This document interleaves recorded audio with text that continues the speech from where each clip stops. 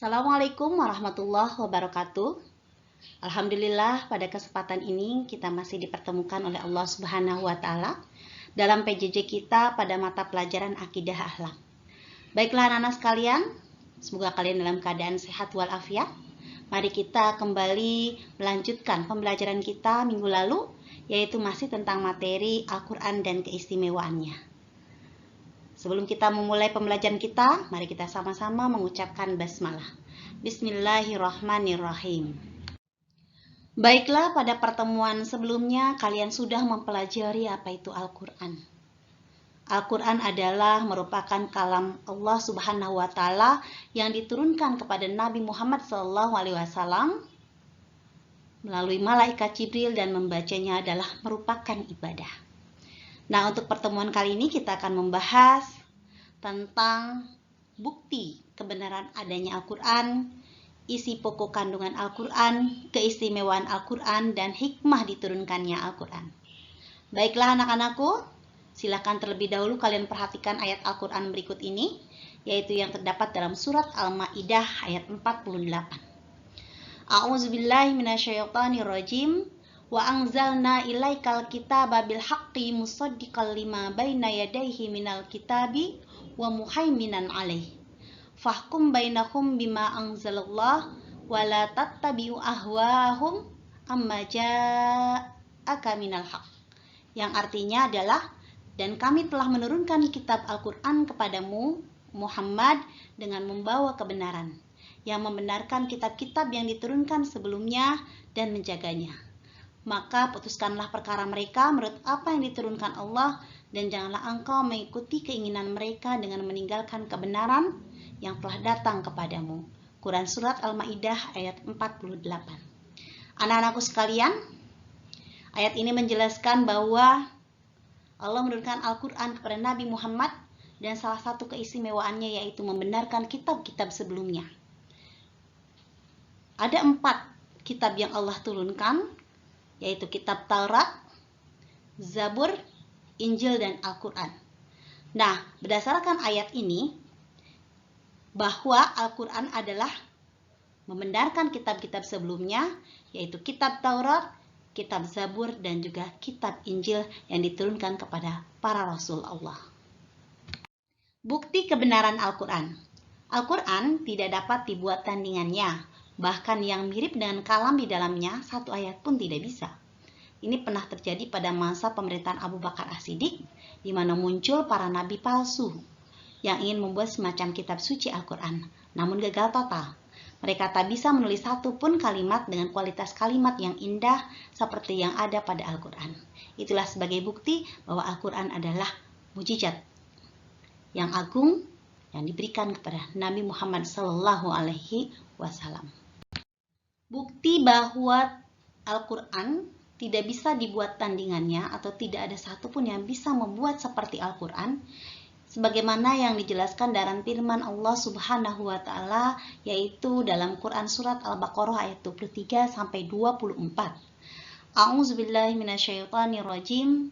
Wa in kuntum fi raibim mimma nazzalna ala abdina fa'tu bi suratin min mislih wad'u syuhada'akum min dunillahi in kuntum shadiqin. Fa illam taf'alu wa lam taf'alu fattaqun naral lati waquduhan nasu wal hijarah uiddat lil kafirin.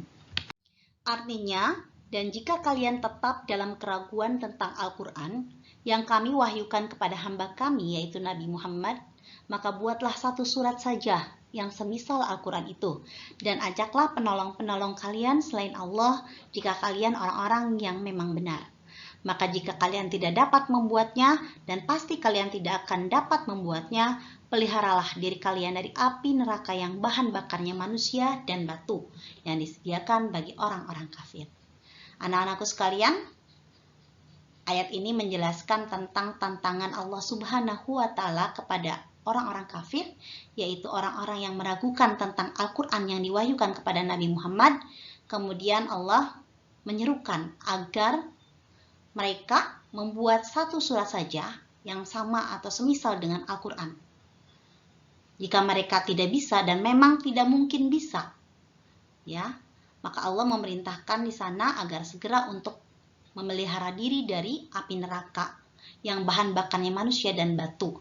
Maksudnya yaitu Allah memerintahkan agar orang kafir segera untuk beriman kepada Allah, kepada Rasulnya, dan juga kepada kitab yang diturunkan kepada para Rasul tersebut.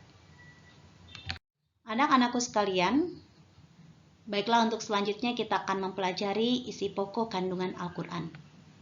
Sebagai kitab suci yang menyempurnakan kitab-kitab terdahulu, Al-Quran berisi petunjuk secara lengkap sesuai dengan perkembangan zaman.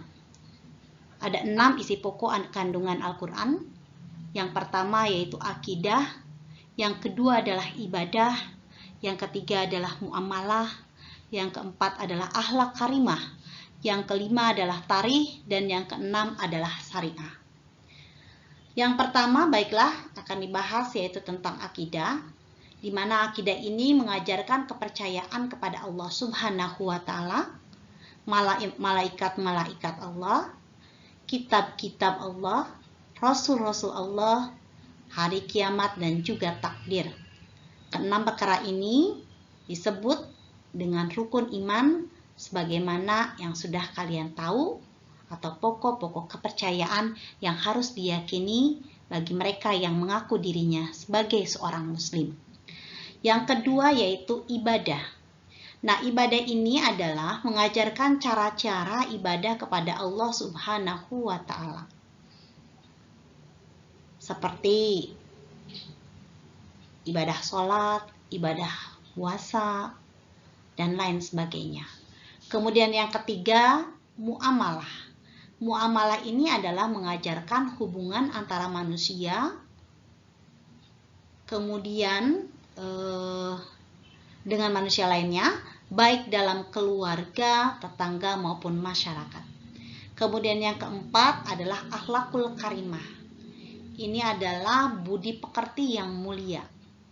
Kemudian yang kelima yaitu tarikh, yang berisi tentang cerita sejarah umat terdahulu untuk diambil pelajaran bagi umat sesudahnya. Kemudian yang keenam yaitu tentang syariat, yakni yang mengajarkan tentang peraturan perundang-undangan secara menyeluruh yang berkaitan dengan ibadah, akidah, dan muamalah. Anak-anakku, itulah isi pokok kandungan Al-Quran yang terdapat dalam kitab suci umat Islam. Keistimewaan Al-Quran sebagai mujizat. Allah berfirman dalam Quran Surat Al-Ma'idah ayat 48, A'udzubillahi minasyaitonirrajim, wa anzalna ilaikal kitaba bil haqqi musaddiqal lima baina yadayhi minal kitabi wa muhaiminan alaih. Yang artinya, dan kami telah turunkan kepadamu Al-Quran dengan membawa kebenaran, membenarkan apa yang sebelumnya, yaitu kitab-kitab yang diturunkan sebelumnya, dan batu ujian terhadap kitab-kitab yang lain itu. Anak-anakku sekalian, ayat ini adalah ayat yang tadi pertama kita bacakan saat memulai pembelajaran kita. Dan ini adalah membuktikan bahwa salah satu keistimewaan Al-Quran sebagai mujizat yaitu membenarkan kitab-kitab terdahulu, yaitu kitab Taurat, kitab Zabur, dan juga kitab Injil. Selanjutnya kita akan membahas tentang keistimewaan Al-Quran dibanding kitab lainnya. Al-Quran adalah kitab suci yang terakhir yang Allah turunkan kepada Nabi Muhammad SAW. Al-Quran memiliki keistimewaan dibanding kitab sebelumnya. Apa saja keistimewaannya? Yang pertama yaitu dari segi misi yang diemban. Al-Quran berlaku untuk selama-lamanya dan untuk semua manusia. Ini jelas beda dengan kitab sebelum Al-Quran yang punya batas waktu tertentu dan hanya berlaku untuk satu umat saja. Yang kedua, dari segi susunan bahasanya. Bahasa Al-Quran mempunyai nilai sastra yang tinggi sehingga tidak ada yang sanggup untuk menandinginya.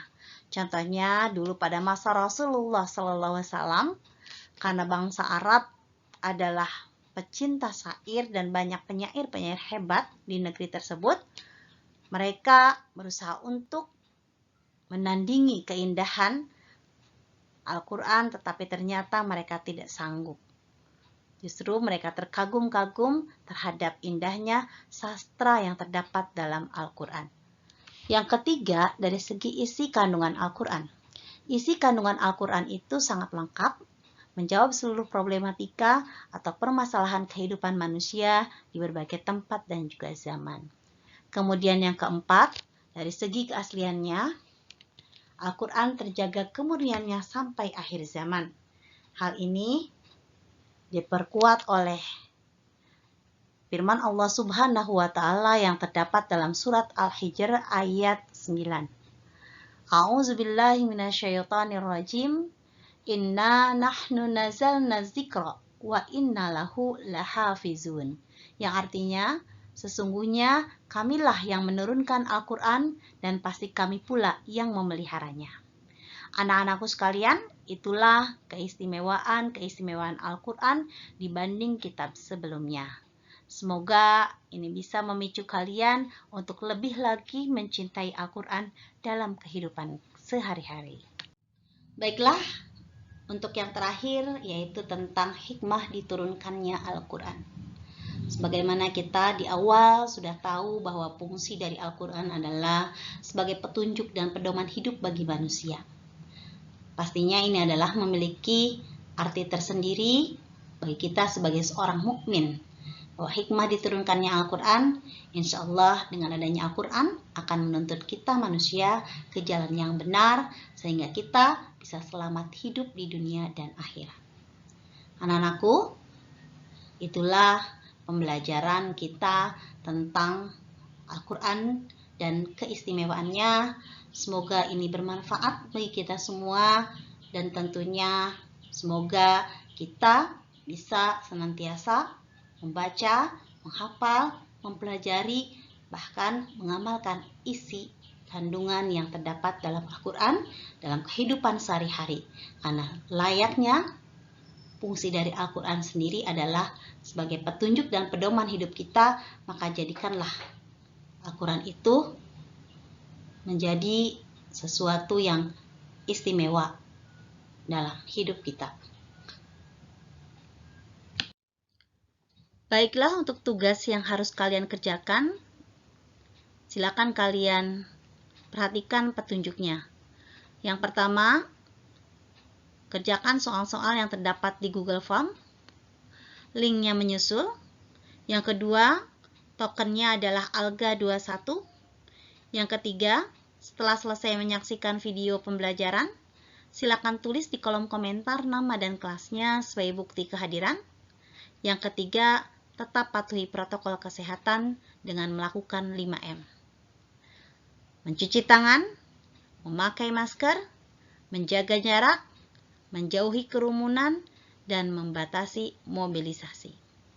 Anak-anakku sekalian, Ibu cukupkan sekian pembelajaran kita kali ini. Semoga bermanfaat bagi kita semua. Mari sama kita tutup dengan hamdalah. Alhamdulillahirrabbilalamin. Assalamualaikum warahmatullahi wabarakatuh.